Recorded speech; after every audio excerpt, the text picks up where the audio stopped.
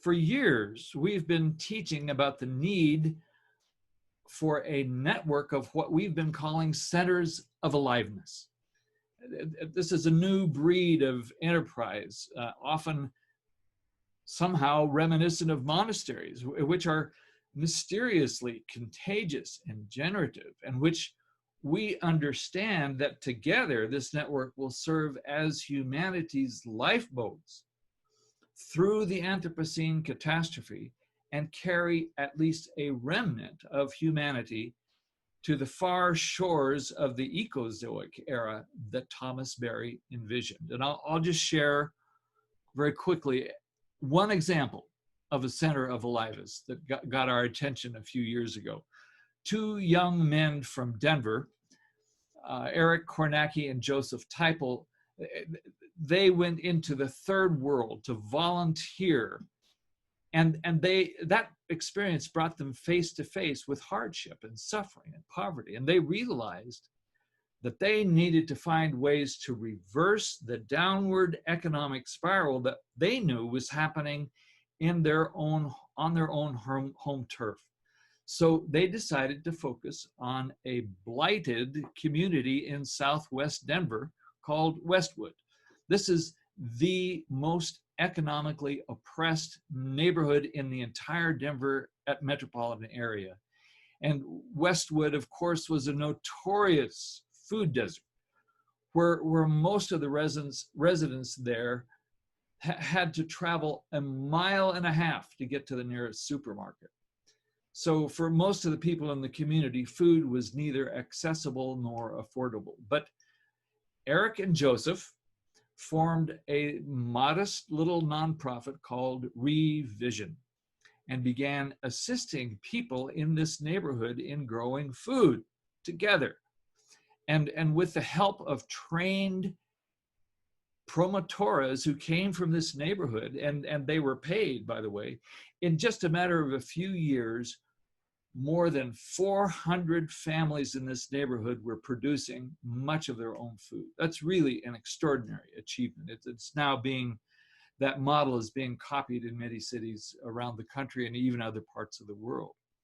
But they went farther. They got some government funding from the city of Denver, and they were able to acquire this rundown commercial property that was slated for redevelopment.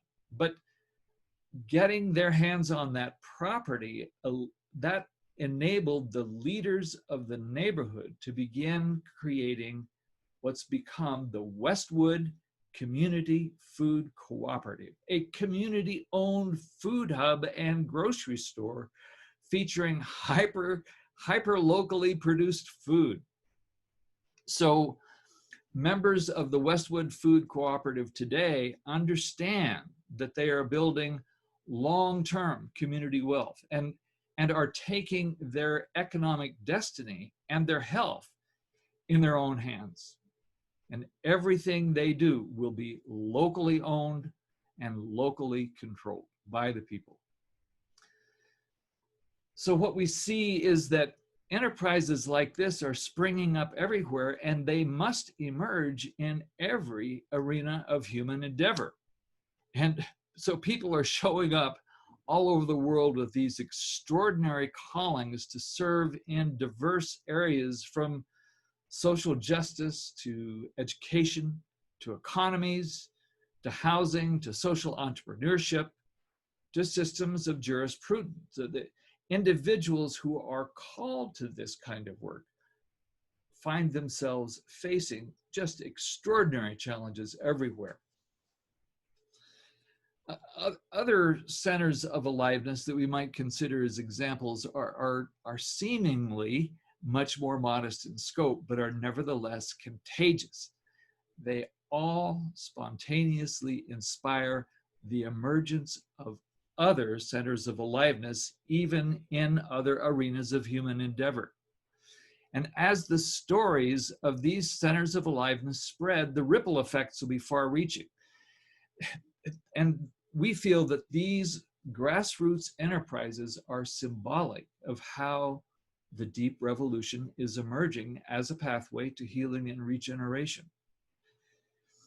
it's a principle of evolution that centers of aliveness generate other centers of aliveness. So these projects represent the long arc of the evolutionary force manifesting in ways that go far beyond business plans or economic development schemes. Instead, they are spontaneously arising manifestations of the deep revolution, which is a much larger process of reversing the damage of the industrial growth society and ultimately making possible the end of the Anthropocene epoch of darkness and the arrival of the Ecozoic. So a key mission of the monastery is to help catalyze such centers of aliveness by supporting and connecting those extraordinary individuals who are called to bring them into the world. And one of the characteristics of these centers of aliveness is you can feel how extraordinary they are. You can feel the aliveness in them and the sacredness of what they're doing. And the people who have founded them and those who are working with them, they're some of the most humble and inspiring people you could ever hope to meet.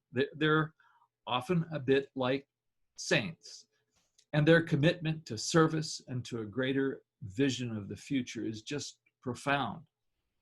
And if you observe how these enterprises function, you quickly get the sense that something truly revolutionary is happening there.